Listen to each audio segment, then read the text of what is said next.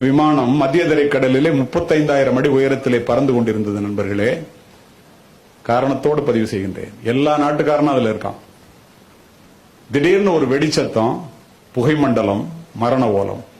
காக்பிட்ல இருந்து பைலட் வெளியில ஓடியாந்து சொல்றாரு, என்ஜின் ஆஃப் ஆயிடுச்சு, கடல்ல விழ போறோம், எல்லாரும் லைஃப் ஜாக்கெட்டை போட்டுங்க. நடந்த சம்பவம்.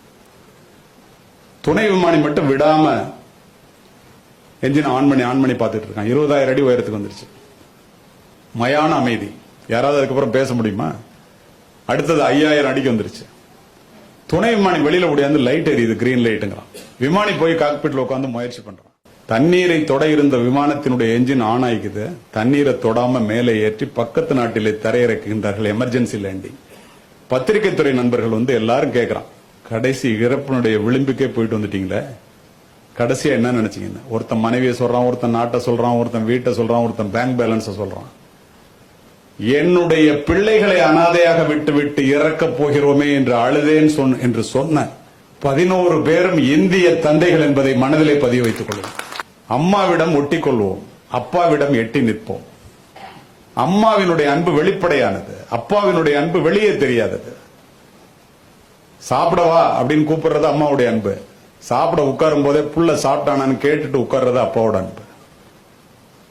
அம்மா தோசை மாதிரிங்க, சாப்பிட்டோன்னு ருசி தெரியும். அப்பா தோசைக்கல் மாதிரி என்ன சூடுபடுறாருங்கிறது ஒருத்தனுக்கும் தெரியாது. சொல்லலன்னாக்க வேற யாராவது சொன்னதான் தெரியும். உங்களை வளர்ப்பதற்காக, உன்னை படிக்க வைப்பதற்காக எத்தனை பேரிடம் கடன் பட்டிருப்பார். அந்த கடன்களை அடைக்க முடியாமல் எத்தனை அவமானங்களை சந்தித்திருப்பார். எத்தனை இரவுகளை கண்ணீரிலே கழித்திருப்பார். அத்துணை சூழ்நிலையிலும் நீ என்னோட வேலைக்கு வாடா இந்தியாலன்னு சொல்லாம நீ போடா வெளிநாட்டுக்கு, நீ போய் அங்க போய் வேலை பாடுற, ஒரு புள்ள போனான்னா வெளியில இந்த குடும்பம் தலை நிமிர்ந்து நிற்கும் என்று நினைத்து அனுப்பியவர்கள் உன்னுடைய தந்தைகள். மறுக்க முடியுமா? யாராவது சிந்தித்து பாருங்கள். நீ எல்லாம் எங்கடா உருப்பிட போற அப்படின்னு சொல்லிட்டு என் புள்ள எப்படியாவது உருப்பிடணுமேன்னு கடவுளை பார்த்து வேண்ட ஒரே ஜீவன் உலகத்துல அப்பா மட்டும்தாங்க. 5 வயசுல அப்பா ஹீரோவா தெரிவாரு, 20 வயசுல எதிரியா தெரிவாரு, 40 வயசுல தெய்வமா தெரிவாரு.